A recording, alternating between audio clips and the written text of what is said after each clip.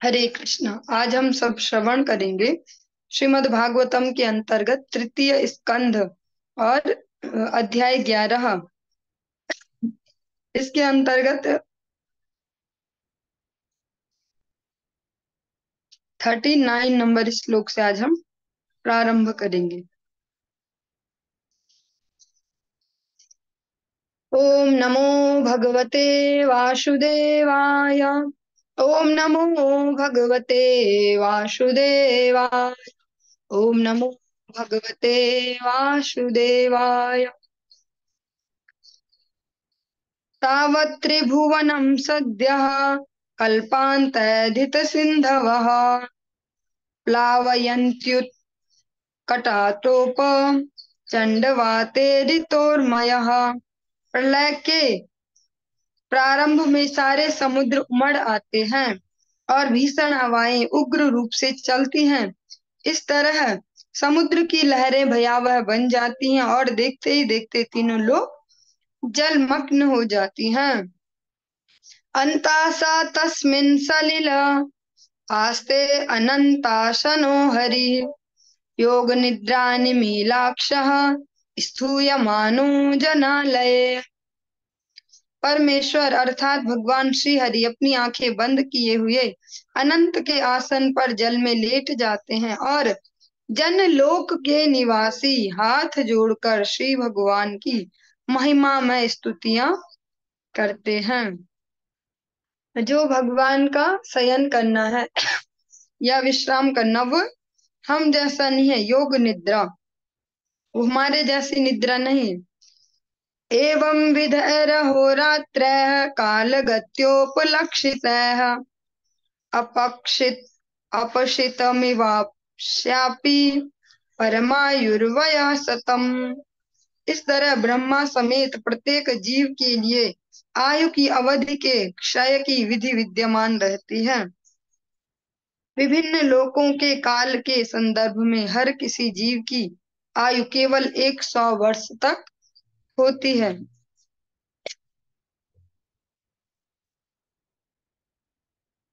यदर् यदर्धमायुस्तस्य पराधर्मभिधीयते पूर्वः परार्धोपक्रांतो यपरोऽद्यपवर्तते।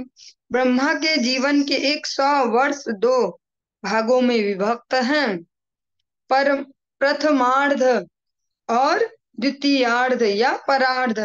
ब्रह्मा जी के जीवन का प्रथमार्ध समाप्त हो चुका है और द्वितीयार्ध अब चल रहा है।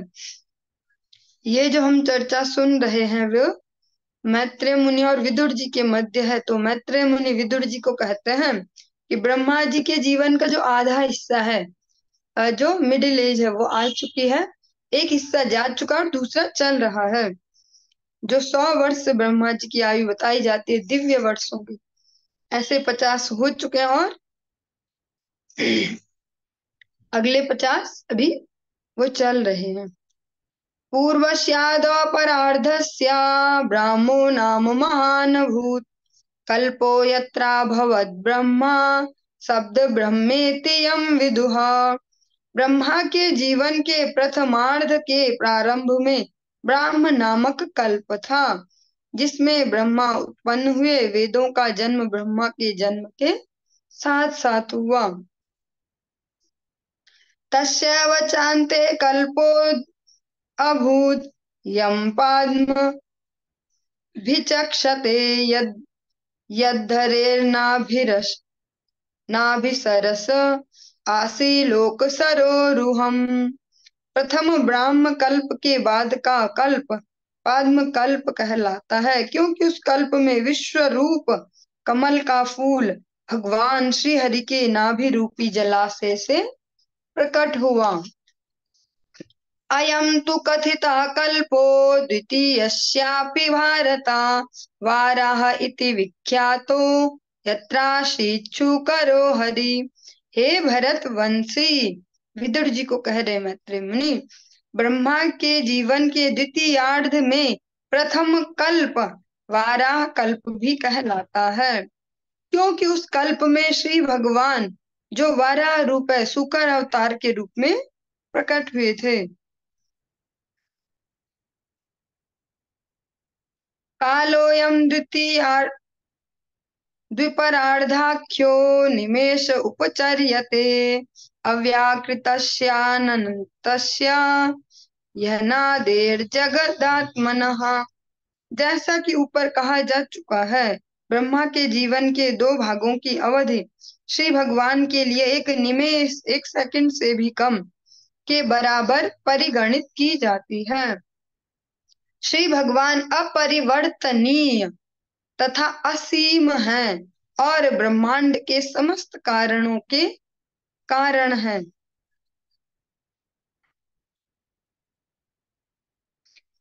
जो ब्रह्मा जी की इतनी विशाल जो जीवन अवधि है, जो हमको अपने जीवन के हिसाब से तो बहुत बड़ी है, जो हम कल्पना भी नहीं कर सकते, लेकिन जो ब्रह्मा जी के ये पूरे के पूरे दोनों भाग हैं जीवन के, ये प्रथमार्ध और द्वितीयार्ध, ये दोनों मिलाकर भगवान के लिए एक निमेष मीन्स एक सेकंड से भी कम।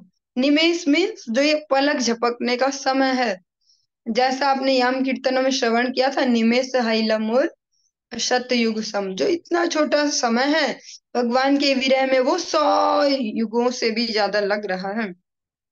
एक निमेष का जो टाइम है, एक सेकंड से भी कम, भगवान के लिए वो इतना है। ब्रह्मा जी का वो 100 वर्षों का जीवन भगवान के लिए एक सेकंड से भी कम है। श्री भगवान अपरिवर्तनीय है। भगवान क्या है? अब भगवान चेंज नहीं होते, भगवान जैसे हैं वैसे ही है। हमारे शरीर समय समय के अंतराल में चेंज हो रहे हैं, और बात करें केवल इसी शरीर की, तो इसमें भी हम प्रतिदिन प्रतिक्षण चेंज हो रहे, लेकिन भगवान अपरिवर्तनीय है और असीम है, लिमिटलेस है। भगवान की कोई फिजिकल ऐसी लिमिट्स नहीं है कि भगवान इतने हैं और इतने नहीं है। और ब्रह्मांडों के समस्त कारणों के कारण है भगवान। स्पष्ट अपने मुख से भी श्रीमद् भगवद गीता में कहते, अहम सर्वस्य प्रभवो मत्तः सर्वम प्रवर्तते, मुझसे ही सब उद्भूत है। यही यहाँ पर मैत्रेय मुनि कह रहे हैं। भगवान समस्त ब्रह्मांडों के भी, समस्त जो कारण है उनके भी मूल कारण भगवान ही है। कालोऽयं परमाणुवादिर् द्विपरार्धान्त ईश्वरः नैवेशितुं प्रभुर्भुम्ना ईश्वरो धाम मानिनाम। सनातन काल निश्चय ही परमाणु से लेकर ब्रह्मा की आयु के परार्धों तक के विभिन्न आयामों का नियंता है, किंतु तो भी इसका नियंत्रण सर्वशक्तिमान श्री भगवान द्वारा होता है। काल केवल उनका नियंत्रण कर सकता है जो सत्य लोक या ब्रह्मांड के अन्य उच्चतर लोकों में देह में अभिमान करने वाले हैं। और जो हमने प्रश्न सुना था विदुर जी का कि सनातन काल है क्या, तो जो सनातन काल है, जो ये टाइम पीरियड है, सनातन काल निश्चय ही परमाणु से लेकर इस सनातन काल के संबंध में कहा जा रहा है। मैत्रेय मुनि कह रहे निश्चय ही जो ये सनातन काल है, ये एक छोटे से परमाणु से लेके ब्रह्मा जी तक की भी सबकी आयुओं का, सबके जो जीवन चक्र है उनका परम नियंता है। हाँ, लेकिन इसका भी जो नियंत्रण है, जो इसका भी कह सकते हैं आज के समय के हिसाब से रिमोट जो है वो भगवान के हाथ में, भगवान ही इसके परम नियंता है इस सनातन काल के। ये जो काल है, ये सनातन काल, ये केवल उन पर नियंत्रण कर सकता है जो सत्य लोक या ब्रह्मांड के उच्चतर लोकों में, जो उच्चतर लोकों में भी देहों में अभिमान करने वाले हैं। मीन्स जीवों की जो अलग अलग कैटेगरीज हैं, अलग अलग लोकों में जो रह रहे हैं, उनमें भी उच्चतर लोक जो हैं, वहां पर भी जो देहाभिमानी है, जो अपनी देहों में अभिमान करते हैं, उनको ये काल कंट्रोल करता है। इसको हम भगवत गीता के एक अन्य श्लोक से रिलेट कर सकते हैं। आ ब्रह्म भुवना लोका पुनरावर्तिनोर्जुना मामुपेत्य तो कौन्तेय पुनर्जन्म न विद्यते। आप सभी ने ये स्मरण भी किया, सबको याद है ये, लेकिन हम याद करें और उसको फिर समझ पाए कहाँ कहाँ पे रिलेट हो रहा है। जैसे उससे रिलेटेड कोई प्रसंग आए तो फट से हमारा बुद्धि योग वहां तक ले जाए हमें, फिर ऐसे करके हम रिलेशन सीख पाएंगे। वैदिक साहित्यों का अपने जीवन में, डेली लाइफ में। आ ब्रह्म भुवना लोका पुनरावर्तिनोर्जुना। भगवान भगवत गीता में कहते हैं कि आ ब्रह्म भुवना लोका, जो ब्रह्मा जी का जो सत्य लोक है सबसे ऊपर, वहां तक भी कोई चला जाता है तो वापस आना होता है। यही हम यहाँ पर भी सुन रहे हैं। जो सनातन काल है, जो ये सनातन समय है, ये बड़े बड़े उच्च लोकों के भी जो निवासी हैं, जिनका अपनी देहों में अभिमान है, मैं अभिमान है, ममत्व है, उनको भी नियंत्रण करता है। इसीलिए उनका पुनरागमन होता है, बार बार आना जाना उस सनातन काल के कंट्रोल के अंतर्गत। अब भगवान अगली लाइन कहते, माम उपेत्य तो कौन थे या पुनर्जन्म न विद्यते। मुझे जो उपासना करता है, मुझे जो प्राप्त कर लेता है, उसको वापस नहीं आना पड़ता, मेरे धाम तक जो आ जाता है। यद गत्वा न निर्वर्तन्ते तद धाम परमम मम। मेरे धाम से जाके जहां से वापस नहीं आना पड़ता, वो मेरा धाम है। इसको भी हम इसी श्लोक में समझ पाएंगे। अभी अभी आपने श्रवण किया कि जो ये सनातन काल है, सबको उच्चतर लोकों में भी जो भी है सबको नियंत्रण करने वाला है, किंतु भगवान के ये कंट्रोल में है। जो कह सकते हैं इसका जो नियंत्रण है वो भगवान के हाथ में है। ब्रह्मा जी का जो इतना विशाल जीवन है, अभी हमने इससे पहले श्लोक में श्रवण किया, वो भगवान के लिए एक निमेष के बराबर है। पलक झपकने में जितना टाइम लगता है, इतना। तो इसलिए भी है ये प्रैक्टिकली कि यद गत्वा न निर्वर्तन्ते तद धाम परमम मम। ये जो समय चक्र है जिससे सारे जीव बंधे हुए हैं, हम सभी अगर इसको ना भी समझ पाते हो, सनातन काल और जिस तरीके से शास्त्रीय भाषा है, सरलता से हम जीवन में बोलते हैं ना, समय सबसे बलवान है, समय सबसे अच्छा टीचर है, समय सब सिखा देता है, समय कब किसका कैसा होगा, ऐसे ऐसे जो हम बोलते हैं। तो ये जो शब्द हैं जो हम बोल रहे हैं, ये भी कहीं ना कहीं इसी फीलिंग से आए हैं। ये जो समय है ये केवल भगवान के नियंत्रण में है। बाकी उच्च लोकों में भी जो रहने वाले हैं, जिनका अपनी देहों में ममत्व तो है, वो भी इस सब इसके कंट्रोल में है। विकारेण सहितो युक्तैर विशेषादिभिरावृतः अंडकोशो बहिरयम् पंचाशत् कोटि विस्तृतः। यह दृश्य भौतिक जगत 4 अरब मील के व्यास तक फैला हुआ है, जिसमें 8 भौतिक तत्वों का मिश्रण है, जो 16 अन्य कोटियों में भीतर बाहर रूपांतरित है। दशोत्तराधिकैर्यत्र प्रविष्टः परमाणुवत् लक्ष्यते अंतर्गताश्चान्ये कोटिशो यंडराशयः। ब्रह्मांडों को ढके रखने वाले तत्वों की परतें पिछली वाली से 10 गुनी अधिक मोटी होती हैं, और सारे ब्रह्मांड एक साथ संपुंजित होकर परमाणुओं के विशाल संयोग जैसे प्रतीत होते हैं। जो ब्रह्मांड का प्रथम आवरण है वो क्या है? पृथ्वी है, और यह ब्रह्मांड से 10 गुना मोटा है। यदि ब्रह्मांड 4 अरब मील आकार का है तो पृथ्वी के आकार आवरण का आकार 4 गुना 10 अर्थात 40 अरब मील है। जल का आवरण पृथ्वी के आवरण से 10 गुना मोटा है, फिर अग्नि का आवरण, फिर वायु का आवरण, और ये क्रमशः 10-10 गुना मोटे होते जाते हैं। और आकाश का आवरण, यह ब्रह्मांड पदार्थ के आवरणों के भीतर आवरणों की तुलना में, मीन्स जैसे बोल सकते कवर के ऊपर एक और कवर, एक और कवर, इस प्रकार से ब्रह्मांड की संख्या उन लोगों को भी ज्ञात नहीं है जो ब्रह्मांड के आवरणों का अनुमान लगा सकते हैं।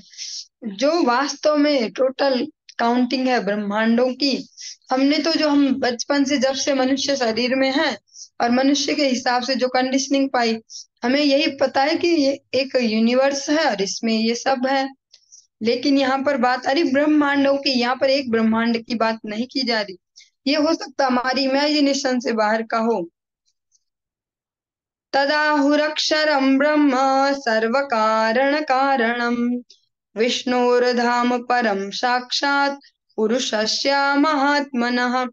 इसलिए पूर्ण पुरुषोत्तम भगवान श्री कृष्ण समस्त कारणों के आदि कारण कहलाते हैं। इस प्रकार श्री विष्णु का आध्यात्मिक धाम निस्संदेह शाश्वत है और यह समस्त अभिव्यक्तियों के उद्गम महाविष्णु का ही धाम है। इसीलिए जो पूर्ण पुरुषोत्तम भगवान हैं श्री कृष्ण, वे समस्त कारणों के कारण कहलाए जाते हैं। जो आप बार बार सुन के आप सबको याद भी हो गया होगा।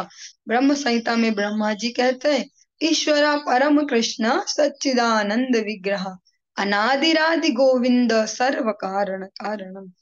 इस प्रकार श्री विष्णु का आध्यात्मिक धाम निस्संदेह शाश्वत है। भगवान का जो परम धाम है वो शाश्वत है, हमेशा रहने वाला है। इस जगत को जिस पर हम रह रहे हैं अभी, पृथ्वी धराधाम जिसको कहते हैं मर्त्य लोक, इसके लिए स्वयं भगवान श्री कृष्ण अपने मुख से ही दो बार भगवद गीता में अलग अलग शब्दों के माध्यम से कहते हैं अशाश्वतो दुखालयम, और एक जगह कहते हैं अनित्यम और सुखम लोके। ये अनित्य है, अशाश्वत है, लेकिन भगवान का जो धाम है वो बिना संदेह के शाश्वत है, हमेशा रहने वाला है। यह समस्त अभिव्यक्तियों के उद्गम महाविष्णु का भी धाम है। इस प्रकार से जो हमारा ये तृतीय स्कंद का 11वां अध्याय है आज संपूर्ण होता है और हम 12वें अध्याय में प्रवेश कर रहे हैं। मैत्रेया उवाच इति ते वर्णितः क्षत्तः कालाख्यः परमात्मनः महिमा वेद गर्भोऽथ यथास्त्राक्षिणी बोध में। श्री मैत्रेय मुनि ने कहा, हे विद्वान विदुर, अभी तक मैंने तुमसे पूर्ण पुरुषोत्तम भगवान के काल रूप की महिमा की व्याख्या की है। अब तुम मुझसे समस्त वैदिक ज्ञान के आगार ब्रह्मा की सृष्टि के विषय में सुन सकते हो। अभी तक जो सनातन काल जो क्वेश्चन था विदुर जी का, भगवान का जो वो रूप है काल स्वरूप, उसका यहाँ पर वर्णन सुना गया।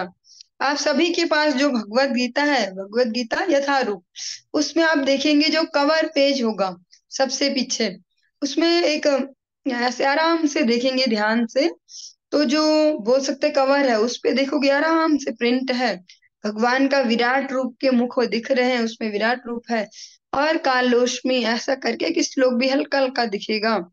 तो मैत्रेय मुनि कहते हैं विदुर जी, जो भगवान का काल स्वरूप है, काल रूप है, जो सुप्रीम कंट्रोलर वाला जो ये रूप है, इसका मैंने आपको सुना दिया। अब जो ब्रह्मा जी ने सृष्टि की है, ब्रह्मा जी की जो सृष्टि है, उसके विषय में आपको श्रवण करवाता हूँ। ससर्जाग्रेन्ध तामिश्र मथतामिश्र मादिकृत महामोहम च मोहम च तमश्चाज्ञान वृत्तयः। ब्रह्मा ने सर्वप्रथम आत्म प्रवंचना, मृत्यु का भाव, हताशा के बाद क्रोध, मिथ्या स्वामित्व का भाव तथा मोहमय शारीरिक धारणा या अपने असली स्वरूप की विस्मृति जैसी अविद्यापूर्ण वृत्तियों की संरचना की। एक बार और ध्यान से धीरे धीरे इसको श्रवण करेंगे, क्योंकि आज का जो समय है, जो वर्तमान समय हम कह सकते हैं, हर एज ग्रुप के व्यक्ति इसको अपने अपने एंगल से अलग अलग प्रकार से इसको अनुभव कर पा रहे होंगे। जो ये फीलिंग्स हैं, जो हम जिनको भावनाओं के रूप में महसूस करते हैं, जिनको प्रैक्टिकली कहीं दिखाया नहीं जा सकता, ये होती हैं, लेकिन हर प्राणी, हर मनुष्य प्रतिदिन उनको फेस करता है। ये ध्यान से श्रवण करेंगे। ब्रह्मा जी ने सर्वप्रथम जो रचना की है वो क्या की है? आत्म प्रवंचना, जो स्वयं की वंचना करते हैं, हम अपने निज स्वरूप से खुद को भूले हुए हैं। मृत्यु का भाव, जो मृत्यु का डर है, या मृत्यु कई लोग सोचते हैं आत्महत्या कर ले, आत्महत्या कर ले। जो हताशा के बाद क्रोध है, जब कोई किसी भी कार्य में हम बोल सकते सफल नहीं होते, कुछ भी हमारे मन का इस प्रकार का जो संकल्प है पूर्ण नहीं होता, तो एक हताशा होती है पहले कि अरे नहीं हो, उसके बाद जो गुस्सा आता है, जो क्रोध आता है, मिथ्या स्वामित्व का भाव, जो हर व्यक्ति कहीं ना कहीं कंट्रोलर बनना चाह रहा है, मिथ्या जो स्वामित्व का भाव है, सब में ये नेचुरल है, नेचुरल। मिथ्या स्वामित्व का भाव, जिस प्रकार से देखेंगे कोई बच्चा है वो धीरे धीरे बड़ा होता है, अगर वो बड़ा है तो वो छोटे बच्चों को कंट्रोल में करना चाहेगा, फिर धीरे धीरे बड़ा होगा, अलग अलग प्रकार से वृत्तियां बदलती हैं। जैसे विवाह हो गया, ग्रस्त में है, तो फिर एक दूसरे को कंट्रोल में करने के पहले वो फेज शुरू होगा, कौन किसको कंट्रोल में ला सकता है। फिर ऐसे अलग अलग प्रकार से ये, जैसे फिर उन पेरेंट्स हो गए, फिर उनके अंडर में कुछ जैसे बोल सकते हैं संतान है, उनको कंट्रोल में लाने का भाव, अलग अलग प्रकार से जीवन के अलग अलग क्षेत्रों में, फील्ड्स में बोल सकते हैं, ये जो मिथ्या स्वामित्व का भाव तथा मोहमय शारीरिक धारणा, जो हम मोहग्रस्त हैं अपने जो शारीरिक संरचना है, जो हमारे अपने इस देह के प्रति ही जो हमारा ममत्व है, इसके प्रति जो मोहग्रस्त है, या एक और इसमें बताया गया है, अपने असली स्वरूप की विस्मृति, जो अपने जो परमानेंट स्वरूप है एक मनुष्य का, जो कह सकते हैं, अभी मनुष्यों की ही बातें हो रही है, जो वैदिक साहित्य मनुष्यों के लिए ही है, उनको ही भगवान ने ऐसी विवेक की बुद्धि दी है कि वे समझ पाए, जो अपने वास्तविक स्वरूप की विस्मृति है, जिसको हम सरल शब्दों में, जो भी भक्त अगर कह सकते हैं गौड़ीय वैष्णव के अनुगत्य में है, कोई सी भी गौड़ीय वैष्णव संस्था में, तो उनको ये लाइन तो याद कराई ही जाती है, या वो कर ही लेते हैं, कृष्ण भूलि से ही जीव अनादि बहिर्मुख।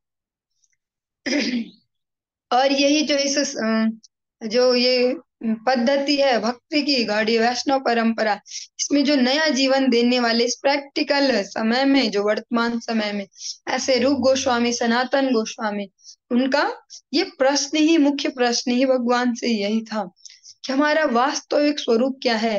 के आमी कहने मोरे जा रे तापत्र, मैं वास्तव में कौन हूँ। तो ये प्रश्न वो क्या अपने शरीर से पूछ रहे हैं, क्या उन्हें पता नहीं है मैं सनातन हूँ, लेकिन वो जिस भाव से पूछ रहे हैं वही भाव यहाँ पर लिया गया है। अपने असली स्वरूप की विस्मृति, जैसी अविद्यापूर्ण वृत्तियों की संरचना की, ब्रह्मा जी ने सबसे पहले जो कह सकते हैं जो क्रिएशन किया, जो रचना की, जो सृजन किया, वो क्या है, ये सारी वृत्तियां, जो सारे लक्षण हैं, ये ऐसे नहीं है, इनको नहीं बोल सकते कि ये इमेजिनरी है, इमेजिनरी नहीं है ये। जैसे बोला जा सकता है आज की डेट में कि साइकोलॉजिकल, ऐसे ये बस दिमाग में चलता है ऐसा ऐसा, लेकिन ऐसा नहीं है, सब वास्तविक है, ब्रह्मा जी की रचनाएं हैं ये सारी, जो फीलिंग्स है, जो वृत्तियां हैं, जो स्वभाव है, वृत्ति स्वभाव है, ये ब्रह्मा जी ने सबसे पहले इन अविद्यापूर्ण वृत्तियों की संरचना की।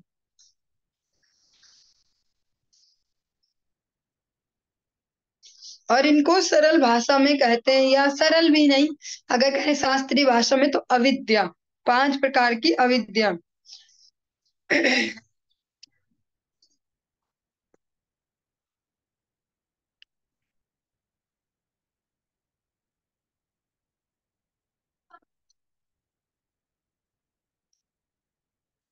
दृष्ट्वा पापीयसीं सृष्टिं नात्मानं भवमन्यत, भगवद्ध्यान पूतेन मनसान्यां ततो सृजत।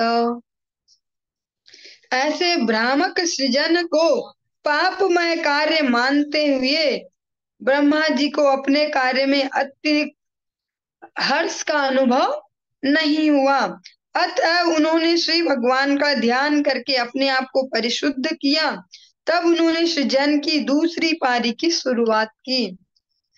जो ये सृजन है, जो ये वृत्तियां, अविद्यापूर्ण जो ये वृत्तियां हैं, सबसे पहले इनकी रचना हुई है, तो ब्रह्मा जी ने भी देखा साथ साथ कि ये इतनी बढ़िया नहीं है ये क्रिएशन, तो उनको इतनी प्रसन्नता नहीं हुई कि मैंने कुछ बनाया, ये ज्यादा बढ़िया नहीं है। फिर उन्होंने क्या किया, फिर उन्होंने भगवान का स्मरण किया कि हे भगवान, आप मुझे वो शक्ति दें, आप वो बुद्धि योग दें, जिससे मैं इसको कर पाऊं। यहाँ पर एक शब्द है, श्री भगवान का जो स्मरण करके खुद को परिशुद्ध किया। और फिर दोबारा उन्होंने इसको प्रारंभ किया। और इसको अगर हम सब अपने जीवन में अप्लाई करना चाहें, हमारे लिए जो लाइफ लाइन बोल सकते हैं या सांत्वना, वो क्या हो सकती है? जब हम कोई भी कार्य करने जाते हैं या हम अपने जो भक्तिमय जीवन की प्रैक्टिस में भी देखते हैं, हर दिन या कुछ ना कुछ टाइम पीरियड में उतार चढ़ाव आते हैं। कभी कभी तो लगता है बहुत अच्छा चल रहा है, बस ये भी हो रहा है, सुबह सुबह उठ के हरिनाम ऐसा ऐसा ऐसा, कहीं लगता है फेर डाउन हो गया ऐसा। तो इसमें हमारे लिए भी यही है कि और नीचे जाने की तो कोई लिमिट नहीं है, वो तो नरक तक ही जाएगी। जिस भी पॉइंट पर हम हो वहीं से फिर ऊपर चढ़ना प्रारंभ करें। जो स्वयं ब्रह्मा जी हैं, भगवान से आदेश प्राप्त करते हैं सृजन का, वो भी जब पहला सृजन करते हैं तो खुद भी प्रसन्न नहीं है उससे, फिर भी उन्होंने छोड़ा नहीं उस कार्य को, फिर से भगवान का स्मरण किया और फिर से जो सृजन है उसका जो सेकंड पारी, जो सेकंड इनिंग बोल सकते हैं, वो प्रारंभ की, दूसरा प्रयास। सनकं च सनन्दं च सनातनं मथात्मभू सनत्कुमारं च मुनिनिष्क्रियानुर्धवरतेषः रेतसः। सर्वप्रथम ब्रह्मा ने 4 महान मुनियों को उत्पन्न किया जिनके नाम सनक, सनंदन, सनातन तथा सनत कुमार हैं। वे सब भौतिकतावादी कार्यकलाप ग्रहण करने हेतु अनिच्छुक थे क्योंकि ऊर्ध्व रेता होने के कारण, अर्थात उनका वीर्य ऊपर की ओर प्रवाहित होने के कारण वे अत्यधिक उच्चस्थ थे।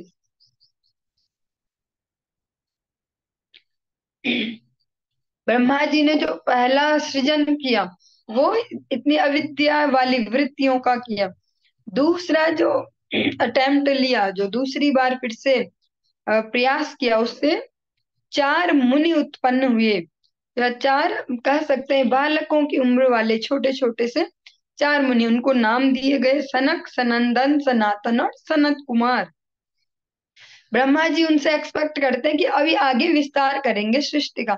जैसे इस लौकिक जीवन में भी हम देखते हैं, माता पिता यही चाहते हैं, जैसे हमने आगे ग्रस्त चलाया ऐसे बच्चे आगे बढ़ाएं इसको, तो जैसे हमने विवाह किया इनका भी करवा दो। कोई इसके अलावा कोई दूसरे ऑप्शन के बारे में सोच नहीं पाते। तो ब्रह्मा जी भी चाहते, मैंने सृजन किया है तुम्हारा, अब तुम आगे और सृजन करो, तुम आगे मेरी हेल्प करो इसमें। लेकिन जो चारों कुमार हैं ये भौतिकतावादी जो ये कार्य हैं इनको करने के इच्छुक नहीं है। उनमें नेचुरली ही बाय बर्थ जिसको कह सकते हैं, जन्म से ही ऐसी वृत्ति नहीं है भौतिकता वाली। ऊर्ध्व रेता होने के कारण जो उनकी वीर्य शक्ति है वो ऊपर की ओर प्रवाहित होने के कारण वे अत्यधिक उच्चस्थ थे। जो उनका माइंड सेट है वो ये नीचे जाने वाला नहीं है। अतः उन्होंने जो ब्रह्मा जी का ये जो प्रपोजल है, जो ये प्रस्ताव है सृष्टि वाला, इसको इसको मना कर दिया।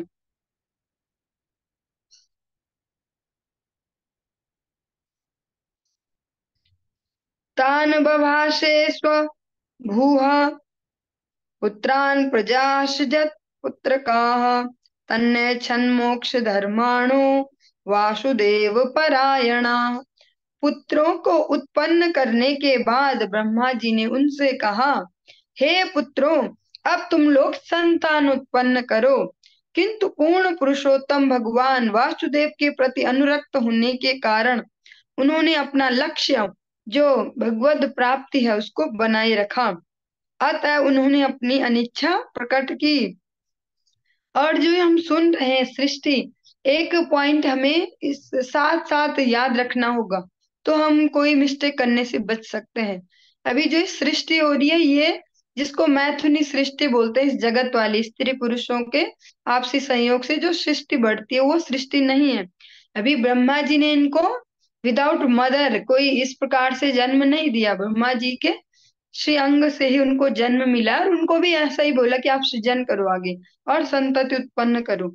लेकिन वो चारों कुमार भगवान वासुदेव, वसुदेव के जो पुत्र हैं भगवान वासुदेव, उनके प्रति अनुरक्त हैं। बहुत अच्छा शब्द है, उनके प्रति अनुरक्ति के कारण। ये नहीं बोलेंगे कि विरक्ति के कारण, संसार से विरक्ति, भगवान के प्रति अनुरक्ति के कारण उनका जो लक्ष्य है वो भगवत प्राप्ति है, भगवत सेवा की प्राप्ति। अतः उन्होंने कह दिया कि हम इसमें अक्षम है, हमारे बस का नहीं है ये कार्य। सोऽवध्यातः सुतैरेवं प्रत्याख्यातानुशासनः क्रोधं दुर्विषहं जातं नियन्तुमुपचक्रमे। पुत्रों द्वारा अपने पिता के आदेश का पालन करने से अस्वीकार करने पर ब्रह्मा जी के मन में अत्यधिक क्रोध उत्पन्न हुआ, जिसे उन्होंने व्यक्त न करके दबाए रखने का प्रयास किया। अब जैसे इस जगत में भी हम देखते हैं कि भैया माता पिता की आज्ञा पालन तो संतानों का परम धर्म है, और जो अगर नहीं मानते, वैसे ये डिपेंड इस पर भी करता है कि आज्ञा कैसी है, लेकिन ओवरऑल बोल दिया जाता है कि आज्ञा मानना भी परम धर्म है। अब यहीं पर ही हम देख पा रहे हैं, उन्होंने आज्ञा पालन नहीं किया, लेकिन सनत कुमारों का नाम कहीं ऐसे नहीं आता कि वो पतित लोग हैं ऐसे। वो आदेश को देखना भी होता है कि कैसा है, और जैसा जैसा टाइम पीरियड चल रहा है इसके हिसाब से तो बहुत सूक्ष्म बुद्धि चाहिए आदेश पालन में भी। उन्होंने जो स्वीकार नहीं किया, तो जैसे सामान्य माता पिता होते क्रोधित हो जाते हैं कि कहना ही नहीं मानते, कोई सुनता नहीं है ऐसे जैसे, तो ऐसे ही ब्रह्मा जी को भी क्रोध आ गया, और उन्होंने सोचा कि एक्सप्रेस नहीं करता हूँ, गुस्सा नहीं करता हूँ, बस ऐसे जैसे हम बोलते हैं, गुस्सा पी लो बस ऐसा। क्या बोलते हैं, वो एक डायलॉग होता है, खून का घूंट पी लो, या ऐसा कुछ होता है, वो कर लो है। ब्रह्मा जी ने भी ऐसा ही सोचा कुछ, कि मैं इसको शो नहीं करता हूँ कि मुझे गुस्सा आ रहा है। धिया निग्रह्यमाणोऽपि भ्रुवोर्मध्यात् प्रजापतेः सद्यो अजायत तन्मन्युः कुमारो नीललोहितः। अब जब ब्रह्मा जी ने वो गुस्से को दबाया, जैसे हम यहाँ भी देखते हैं जगत में, मूलतः दो प्रकार के लोग होते हैं, एक्सप्रेसिव होते हैं, एक्सप्रेस कर देते हैं बस बिना बात के, बस एक्सप्रेस ही करते रहते हैं, जिनको बोलते हैं कि साफ दिल के, बस मन में नहीं रखते कुछ, तुरंत तुरंत सब आग फेंकते हैं। एक होते जितना गुस्सा दबाओ दबाओ दबाओ। तो जैसे दो प्रकार के ज्वालामुखी होते हैं, एक हमेशा उबलते रहता है, एक सुसुप्त वाला, कि प्रदर्शन तो नहीं कर रहे पर अंदर अंदर बन रहा है। तो जैसे ब्रह्मा जी ने प्रयास किया कि गुस्से को दबाऊं, मैं दिखाऊं नहीं, यद्यपि उन्होंने अपने क्रोध को दबाए रखने का प्रयास किया, क्योंकि पहला सृजन फेल हुआ था, दूसरा जो है वो उन्होंने फिर उनकी मदद करने से मना कर दिया, उसको आगे बढ़ाने से मना कर दिया जो उनका प्रोजेक्ट है। तो गुस्सा तो बहुत आया उनको, और चार चार लोग थे, वो एक भी तो बोलता कि हाँ हाँ पिताजी मैं करूंगा आपकी सेवा, मैं आपकी आज्ञा पालन करूंगा। चारों ने ही बोल दिया कि बस हमारे बस का नहीं है। किंतु वह उनके भावों के मध्य से प्रकट हो ही गया, जो उन्होंने गुस्से को दबाया, जो अभी इससे पहले हमने सुनी थी ये सारी फीलिंग्स, और जो उन्होंने गुस्से को दबाया, दबाने की कोशिश करे, लेकिन वो दबा नहीं, जो ये भावों के बीच, जो ये बीच में यहाँ जगह है हमारे, यहाँ से वो गुस्सा पीस से फूट के निकला, और उससे क्या हुआ, जिससे तुरंत ही नील लोहित रंग का बालक उत्पन्न हुआ। ये हम फिर से ध्यान देंगे कि ये सृष्टि अभी स्त्री पुरुषों वाली सृष्टि नहीं चल रही है। ब्रह्मा जी को गुस्सा आया, वो गुस्सा यहाँ से फूटा, फिर वो भी एक नीले रंग का, नीले रंग का जो नीला और लाल सा ऐसा जो बच्चा है वो वहां से प्रकट हुआ, उसने ऐसा रूप धारण किया बालक का, नीला और लाल, क्योंकि जो क्रोध है वो रजोगुण और तमोगुण की उपज है, रजो और तमो मिक्स होके गुस्सा आया है। तो वैसे रंग का एक बालक ने जन्म लिया। सवैरो सवैरुरोध देवानां पूर्वजो भगवान भवः नामानि कुरु मेधातः स्थानानि च जगद्गुरो। हम आराम से अच्छे से श्रवण करेंगे। हम सुन रहे हैं ग्रंथराज श्रीमद् भागवतम, और जिसको परमहंस संहिता कहा जाता है, जिसमें समग्र ज्ञान किसी भी प्रकार का, किसी भी फील्ड का हो, सब उपलब्ध है, अगर हम श्रद्धा युक्त होकर किसी भगवद भक्तों के अनुगत्य में अगर इसको श्रवण करते हैं। ये तृतीय स्कंध है, अध्याय 12 है, और श्लोक संख्या हमने अभी 7वीं सुना, 7 नंबर, और अभी 8 नंबर को हम श्रवण कर रहे हैं। क्योंकि जब सामान्य जगत में आप जाएंगे बाहर, तो आपको सुनने में मिलेगा ब्रह्मा विष्णु महेश एक जैसे ही है। और ये इतने नॉर्मली स्प्रेड है ये भावना सब में। उनकी भी गलती नहीं है जो मान रहे हैं, क्योंकि उनकी कंडीशनिंग वैसी ही है। हम सबकी भी पहले वही कंडीशनिंग थी, हम सभी जानते हैं। तो हम जब श्रवण करते हैं तो सब बराबर है। या सुनते हैं कि पहले भोलेनाथ आए थे, ओंकार आया, और ओंकार भगवान भोलेनाथ को रिप्रेजेंट करता है। हमने भी बचपन में सीरियल देखते थे, एक ओम नमः शिवाय ऐसा कुछ। तो उसमें भी शुरू में आते थे, 5 मिनट तक कुछ चलता था, मैं ओमकार हूँ, मैं समय हूँ, ऐसी कुछ बातें बोल बोल के फिर उस सीरियल को शुरू किया जाता था। तो बचपन से माइंड में यही फिट था कि ओम जो है वो वही सब होता है, और वो शिव जी होते हैं। लेकिन भगवत गीता में आप स्पष्ट श्रवण करते हैं कि ओमकार जो है, जो प्रणव ध्वनि है, भगवान कहते हैं वो मेरा रिप्रेजेंटेटिव है। भगवान कृष्ण ऐसा स्पष्ट भगवत गीता में कहते हैं। और भगवत गीता सभी के द्वारा मान्य है। यहाँ तक कि नास्तिक भी भगवान भगवत गीता का रेफरेंस दे दे के अपनी नास्तिकता को बढ़ाते हैं, प्रचार करते हैं। हम सुन रहे ग्रंथराज श्रीमद् भागवतम। भागवतम स्पष्ट बता रहा है कहाँ से जो ये रुद्र है उनका जन्म हुआ है। जन्म के बाद वह रोने लगा, और जो गुस्से से, फ्रस्ट्रेशन से जो क्रिएशन हुई है अभी, वो जो बालक है वो उठते ही वो रोने लग गया। हे भाग्य विधाता, हे जगत गुरु, कृपा करके मेरा नाम और स्थान बताइए। अब वो रोते रोते ब्रह्मा जी को विनती करते हैं, हे भाग्य विधाता, हे जगत गुरु, आप दया करके मुझे बताओ कि मैं कौन हूँ, मेरा नाम क्या है, मैं कहाँ रहता हूँ, मेरी क्या जगह है, बताओ मुझे। इति तस्य वचः पद्मो भगवान परिपालयन् अभ्यधात भद्रया वाचा मा रोदिस् तत्करोमि ते। कमल के फूल से उत्पन्न हुए सर्वशक्तिमान ब्रह्मा ने उसकी याचना स्वीकार करते हुए मृदु वाणी से उस बालक को शांत किया और कहा, मत रो, जैसा तुम चाहोगे मैं वैसा करूंगा।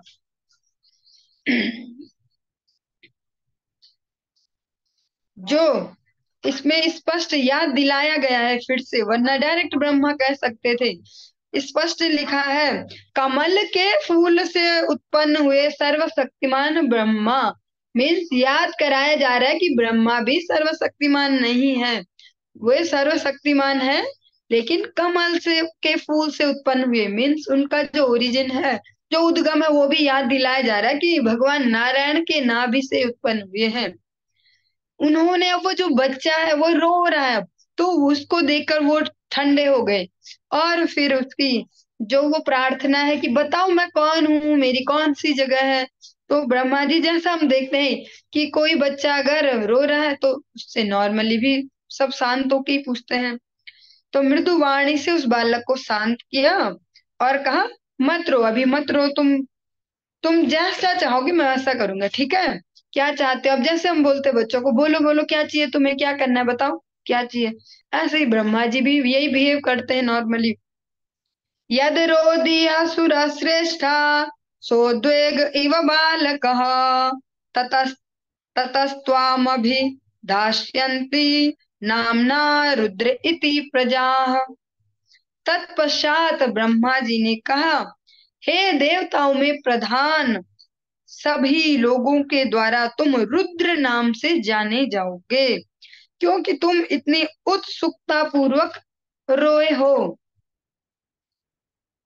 ब्रह्मा जी अब उनको उनका इंट्रोडक्शन देते हैं, उनका परिचय देते हैं। हे सभी देवताओं में प्रधान, जो समस्त देवों में आप सबसे मुख्य होंगे, जो हम कहते भी हैं देवादि देव महादेव, इस प्रकार से। तो तुम समस्त देवताओं में प्रधान होगे, और सब लोग तुम्हें रुद्र नाम से जानेंगे। क्यों? क्योंकि तुम उत्सुकता पूर्वक, जिज्ञासा पूर्वक तुमने रुदन किया है, पूछा अपने बारे में रोते हुए, तो रुद्र तुम्हारा नाम होगा।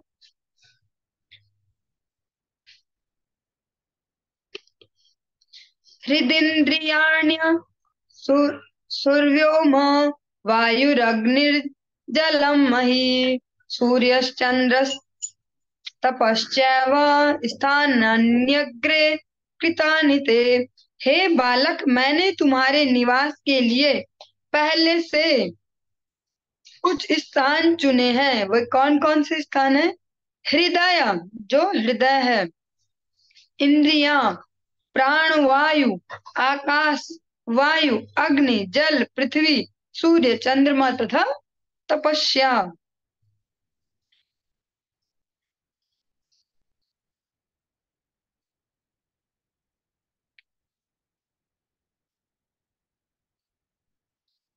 जो रुद्र है उनको ये अलग अलग स्थान दिए हैं।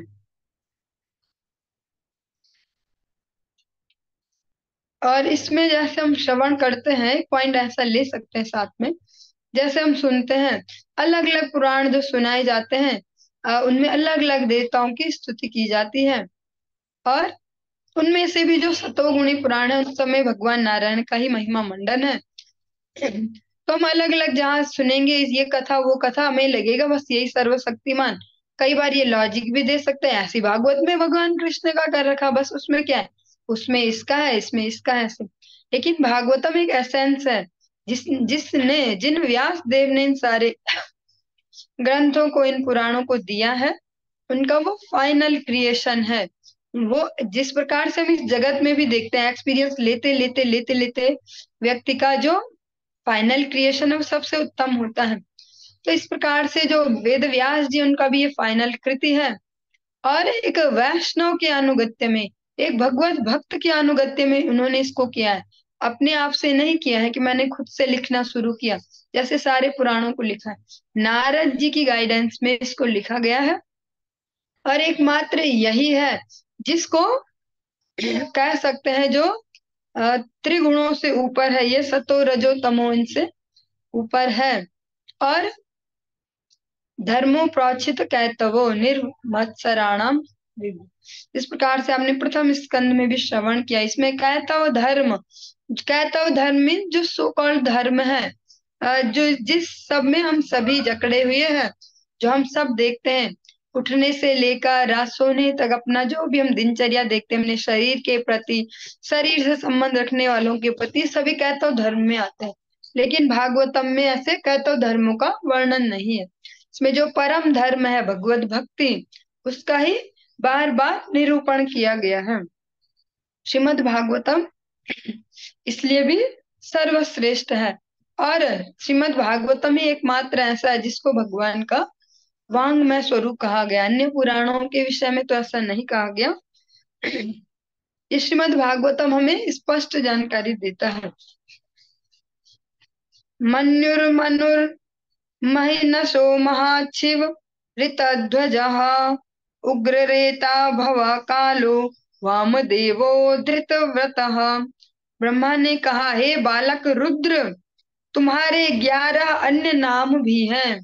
ब्रह्मा जी ने तभी जो 11 उनके अन्य नाम है, एकादश रुद्र हैं, उनके नाम बताए। मन्यु, मनु, महिनस, महान, शिव, ऋतुध्वज, उग्ररेता, भव, काल, वामदेव तथा धृत व्रत। धीर धृतिर रसलोमा चा नियुत स नियुत्सर पिरिलांबिका इरावती स्वधा दीक्षा रुद्राण्यो रुद्रते स्त्रियः। और साथ साथ ब्रह्मा जी कहते हैं, हे रुद्र, तुम्हारी 11 पत्नियां भी हैं, जो तुम्हारे ये 11 स्वरूप बताए हैं, जो एकादश रुद्र, इनके साथ उनकी शक्ति भी है। वो 11 पत्नियां कौन है? जो रुद्राणी कहलाती हैं। और वे इस प्रकार हैं, धी, धृति, रसला, उमा, नियुत, सर्पी, इला, अंबिका, इरावती, स्वधा तथा दीक्षा। ये 11 जो उनकी शक्तियां, उनका भी यहाँ पर वर्णन किया गया। ग्रहणे ग्रहणतानि नामानि स्थानानि च सयोषणः एभ्यः सृज प्रजा बह्वी प्रजानामसि यत्पतिः। हे बालक, अब तुम अपने तथा अपनी पत्नियों के लिए मनोनीत नामों तथा स्थानों को स्वीकार करो। और चूंकि अब तुम जीवों के स्वामियों में से एक हो, अतः तुम व्यापक स्तर पर जनसंख्या बढ़ा सकते हो। अब उनको भी वही ऑफर दिया जा रहा है जो चारों कुमारों को दिया गया, कि आप सृष्टि करो अब।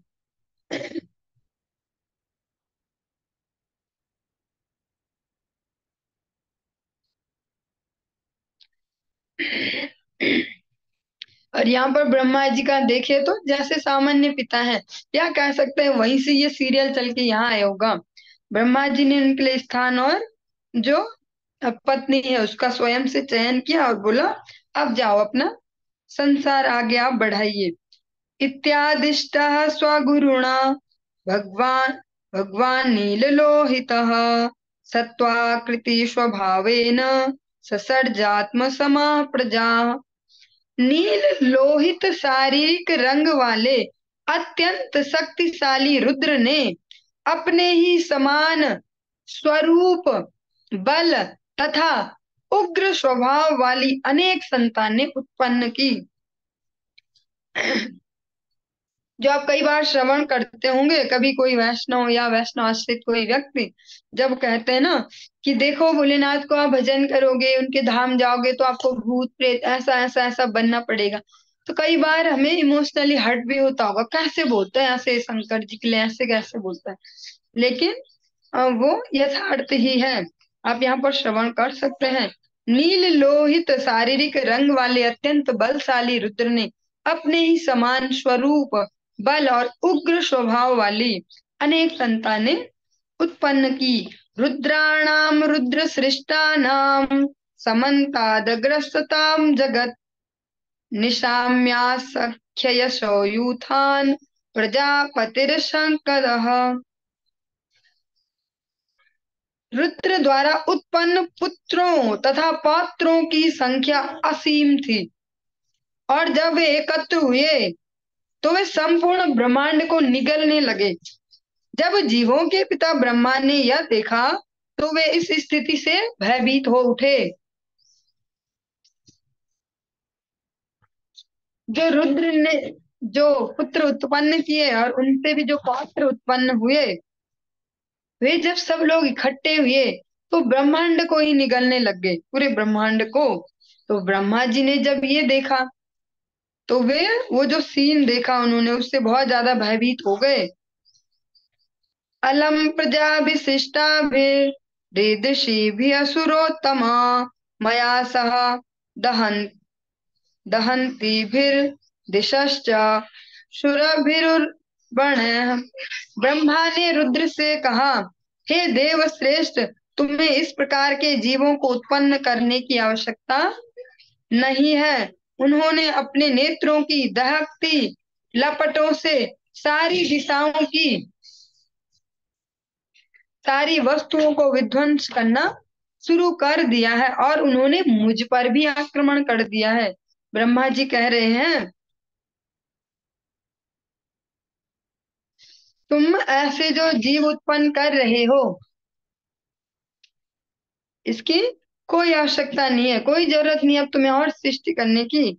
उन्होंने अपनी नेत्रों की जो आपने सृष्टि की है, इन्होंने अपने नेत्रों से जो क्रोध की जो अग्नि निकल रही है से सारी दिशाओं में जो कुछ भी है उसको विध्वंस करना शुरू कर दिया, और मुझ पर भी आक्रमण कर दिया। ब्रह्मा जी पर भी उन्होंने आक्रमण प्रारंभ कर दिया। हरे